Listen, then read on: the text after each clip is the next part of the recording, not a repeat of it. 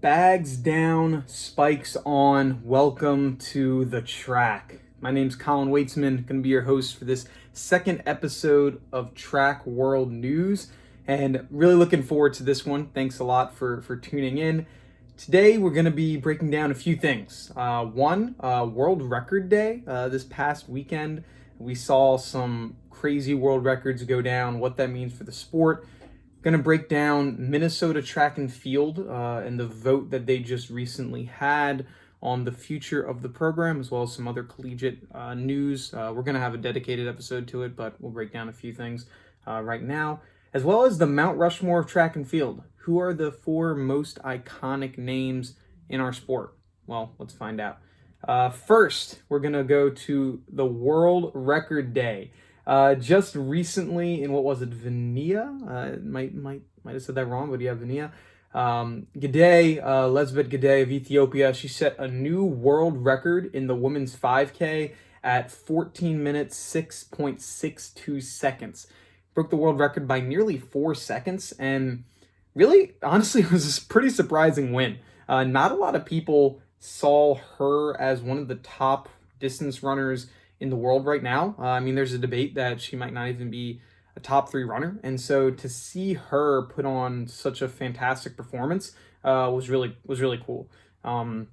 She's not really known to have a great kick. She's really known as just having, being a dedicated, gritty runner that is pretty solid throughout and doesn't have one real part of her game that is extraordinarily great from the rest, but that also means that you're well-rounded and you don't have a lot of things that are detriments for you. So she's also pretty young. She's 22 years old right now, so having this world record at such an early part of her career when it wasn't really expected is pretty huge. So let's see what that means for her going into the 2021 Olympics. Is she the favorite? Probably not, but obviously this gives you a big edge.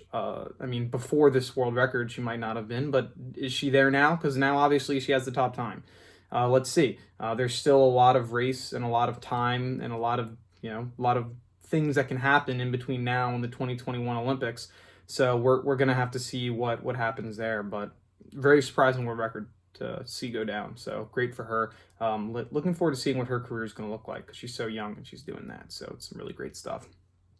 Next, this guy is doing well. Joshua Cheptegei, 24 years old. He just shattered the 10,000 meter world record, beat it by over 6 seconds. He ran a time of 26 minutes, 11.02 seconds. He's just dominating this year. The name might sound familiar because just 50 days ago, it hasn't even been 2 months, he broke the 5,000 meter world record as well. So he's just capturing world records left and right. Obviously, he's going to be the favorite going into the Olympics next year for both the 5K and the 10K distance. Dude's an animal, and he's only 24. He's got a lot of Olympics, a lot of running ahead of him, and he's got one of the most impressive kicks, and the margin of victory, which he has had for both the 5,000 and the 10,000, are extremely impressive. So to see how he's going to continue on throughout this year, we'll see how many races he does, as well as what his race is going to look like for the upcoming 2021 season as he prepares for the Olympics. Should be interesting. So definitely a guy to keep your eye on, see how he continues to do, because he's putting up numbers recently, and it's very, very impressive. Especially in such a weird year that 2020 is. To have somebody just dominating an event is refreshing. So it's cool to see how he does and how he goes on moving forward. Next, got some upsetting news, man, for anyone in the track and field family. For those that don't know, what was it, September 16th, Minnesota had a decision where they came out, December 10th. They had the decision that they were going to be cutting 3 programs on the men's side. They were going to be cutting men's track and field, men's gymnastics, as well as men's tennis. It's heartbreaking. As a former student athlete, just graduated in 2019, I know how upset I would be if I were hearing that this is my last season to compete and we don't even know what it's going to look like. Like that'd be very upsetting. So that was announced on the 10th, and they originally said that they're going to be losing $75 million because of football being canceled. We all know that they've actually just postponed it because 6 days later they said they're going to be having the football season starting up. I don't know if they've competed yet. Haven't been keeping my eye on Minnesota football, but yeah, they said on September 16th that they were just going to be postponing the season and coming back later on in the fall. That still means that there's going to be losing a whole lot of money in tickets. I'm sure their TV deals will remain similar, if not go up, because people aren't buying tickets. But not having fans in the stands or having a limited amount of fans in the stands, I mean, that's gonna do a number to your program. They said originally $75 million projected. That's if they didn't have the sport at all in the fall. Obviously, they have it now, but that's still going to be a lot of numbers or a lot of dollars that they're not going to have. So just this past weekend, what was it? This on the 10th of October, they had a vote with the official council people, members, higher ups of Minnesota, to say, hey, what are we going to do with these programs? What's it going to be? And they voted in 7-5 favor that they will be eliminating men's track, men's gymnastics, men's tennis, concluding the 2020-2021 academic year. And that's upsetting. Minnesota track and field has had a lot of decorated runners, Olympians, national record. I don't think they had national records, but a lot of great talent. They've had some great talent, and it's a premier school. It's one of the schools that people know their names of. There's not a ton of those, and to see a program that major going down, it shows that there's a lot of vulnerability out there. So that's upsetting. They said that they're projected to save $1.6 million of the university within academic or athletic budgets by cutting the sports. 1.6 million out of the 75 million that they're projected to lose.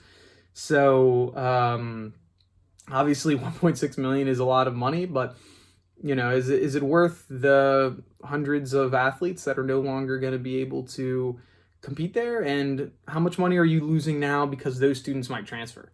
So you're saving money because you're not having to pay on travel, food, hosting meets, actually going to meets, because actually you have to apply and cost money to just be an entrance fee.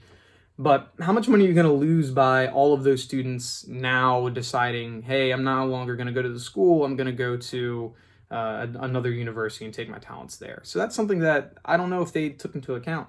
Because, I mean, those are going to be a lot of students that, hey, if you're cutting my program, I'm no longer going to come here. Same with maybe some athletes that were originally planning on coming here for next season. So athletes that might have committed for track and field or might have committed for gymnastics or tennis or gymnastics, tennis, or track. So all the athletes that have committed for those sports aren't going to be coming here anymore. And so that's revenue you counted on and will no longer have. So is that $1.6 million worth? I don't know, but it's definitely a lot of money that they're not going to have. So they're definitely going to have to look into that.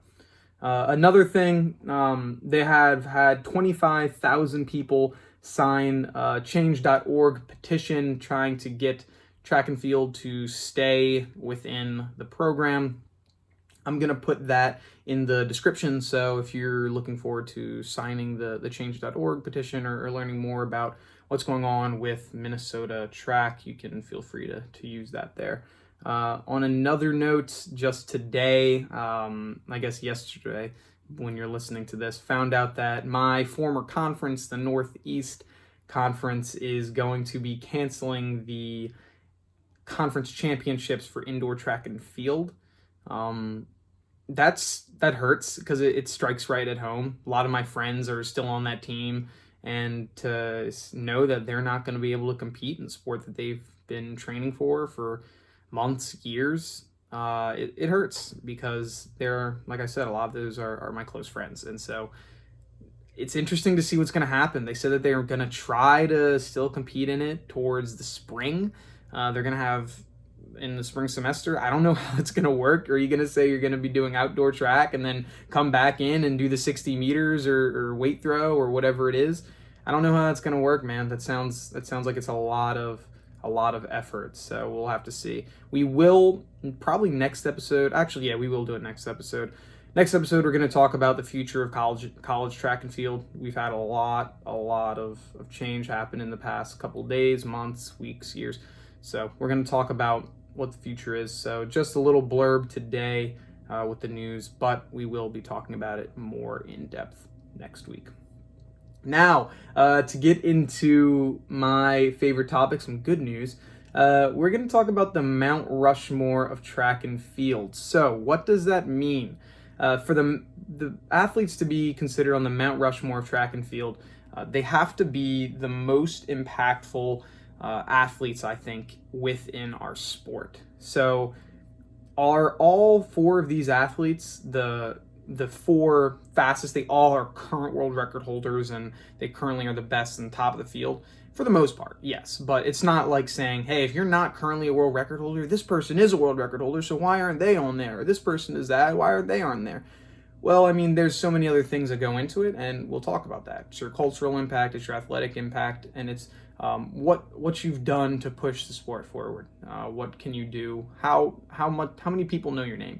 If we say your name, do people know who you are, what your story is, things of that nature? So first, we're going to go into some honorable mentions. So these are some people that had a tough time keeping off the list, but there's only four, so it's hard. I mean, you're going to leave a lot of names off the list in this. So number one was Michael Johnson. He was the 200 and 400 meter world record holder, or former world record holder. He has 16 gold medals in the Olympics, World Championships, and the Goodwill Games. So he's had a lot of decorated medals, a great United States runner. He was known as one of the most fastest all-around runners in the world because he had a sub 10, sub 10, I think sub 20, and sub 45. Don't quote me on these splits, but he had one of the fastest splits within a 400 meter up until Wade Van Niekerk obviously broke his world record by quite a bit in 2016 in the Olympics from lane 8, which we'll talk about at some point too. So yeah, he was known as one of the world's fastest runners. The most iconic part about him, obviously, are those gold spikes. Those were pretty crazy. And actually running in the world's fastest race, which he pulled up in, with an injury, which was tough. But he's someone I had a tough time not putting him on, but you'll see why with some of these other athletes that we have. Next, I have Steve Prefontaine. This is a person that I actually originally had on the list, but after thinking about it for some time, realized that he probably didn't quite deserve to be on that upper echelon, but rather an honorable mention. He is an American record holder in everything from the 2K to the 10K, or at least he set American records. Many of them have since been surpassed.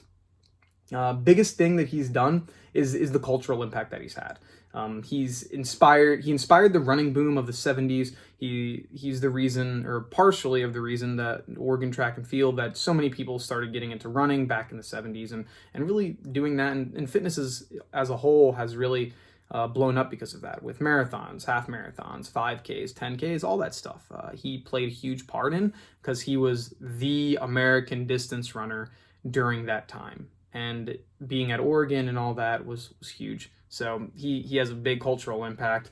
He's inspired the Prefontaine Classic, which has been going on since his death in 1975. It's an annual event held in Oregon. And the biggest thing that I put here is that he inspired the current distance runner look. I'm sure that you guys have seen it. It is the long hair, the handlebar mustache, the mullet, whatever you want to call it. He inspired that look. Every distance team, every cross country team, if you go anywhere in America, you'll see a few people like that, a few guys like that, and that's iconic. Like, people are decided that they're gonna wear their hair or dress the way that you dress because of how you ran on the track. That's huge. So he's had a big cultural impact that lives on today, many years after his death. And so, yeah, he is the second the last honorable mention that I have. Now, for these 4 athletes that I say are on the Mount Rushmore of track and field, we will start with the 2 obvious ones, because there are 2 clear ones that I'm sure all of you know are going to be on the list, and then get into kind of the ones that you might not think of. So number 1 has to be Jesse Owens. He's got to be on the Mount Rushmore of track and field. Won 4 Olympic golds in 1936 in the 100, 200, 4x1, and long jump. That is insane. Only one other person, I believe, only one other person has ever done that. He has the Jesse Owens Award, which is awarded to the best track and field athlete of the year. The Jesse Owens Classic, which is an Ohio State meet and annual meet, much like the Prefontaine Classic, as well as he was ranked number 6th greatest North American athlete in the 20th century by ESPN, and the number 1 within track and field. One huge thing that he's got to be on the Mount Rushmore track and field is, like, he did all of this, pretty much breaking the color barrier, and he ran in Berlin in front of, well, he wasn't there, he left because Hitler snubbed him, but he did all of this in front of the Aryan race, when they're supposed to be, hey, these people, these blonde hair, blue-eyed, the Aryan race by Adolf Hitler, these are the super athletes, these are going to be the number 1 people in all these athletic things. They're the smartest, they're the most athletic, they're blah, blah, blah. And Jesse Owens, this scrawny-looking black guy from the United States, comes in and just wipes the floor, just mops everyone up, and is like, yeah, what you're saying is true? Nope, not even a little bit. And he won during one of the most crucial times in America, crucial times in the world. It was obviously crazy time. I couldn't imagine what was being said to him while he was on the track by people in the stands, but his impact has lasted forever. Everyone knows the name of Jesse Owens. He's huge. Next one, easy one, Usain Bolt, fastest man ever, 100, 200, and the 4x1 world record holder, undefeated in the Olympics, 11-time world champion. I mean, there's not much else to say. He's the second biggest name. I mean, if you say name someone that runs track, Usain Bolt, name another person, Jesse Owens. They're the 2 people that everyone's going to think of. I mean, everyone knows those names, and the fact that this is going to be the first Olympics without Usain Bolt since 2004, it's going to be a weird feeling, man. We'll have to see who ends up taking the Olympic championship. I'll be interested to see what happens. Will it be Gatlin? Will he go back from winning in 2004, some pre and post Usain Bolt? Who knows? It'll be interesting. Next, these are the next 2 that a little more difficult to think of. Many of you probably know at least one of them, probably 2. But third, we're gonna go with Carl Lewis. Carl Lewis is one of the most decorated American Olympians ever. He has the longest streak in track and field, the longest winning streak in track and field, where he won 65 straight competitions over a 10-year period. This man didn't lose in the long jump in 10 years. 10 years. That's insane. That's longer than most athletes' entire careers.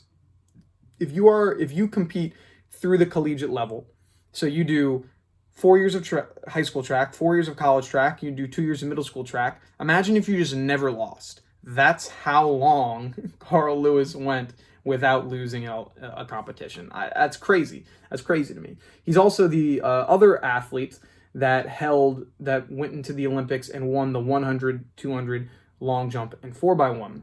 He did that in the 1984 Olympics. A little controversy because he didn't use all of his jumps in the long jump, so he could stay and keep a lot of his energy for later heats of the 200 and later heats of the 4x1. People were mad, but that was because he was so good. People wanted to see Carl Lewis run or see him jump.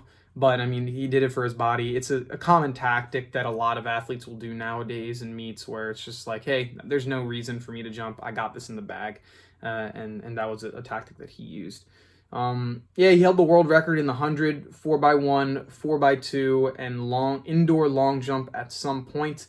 If we're looking at any potential blemishes on his career. It's that there were people might have thought that he used performance enhancing drugs. I mean, it was never actually seen, and he vehemently he denies it. I'm not even going to try and say a word I don't know. He denies it, and there was no proof of it. And so, I mean, people will say, "Oh, he did it, he did it, he did it," but there's no proof over all of his years in his career. So, I mean, he has to be on the Mount Rushmore track and field, the most dominant, the longest win streak within track and field has to be him. He's insane. Current coach of Houston. He went back to his old roots. Next, the last person on the Mount Rushmore of track and field, have to give it to FloJo, Florence Griffin Joyner. She's the fastest woman of all time, and she has some of the possibly most unbreakable records as well.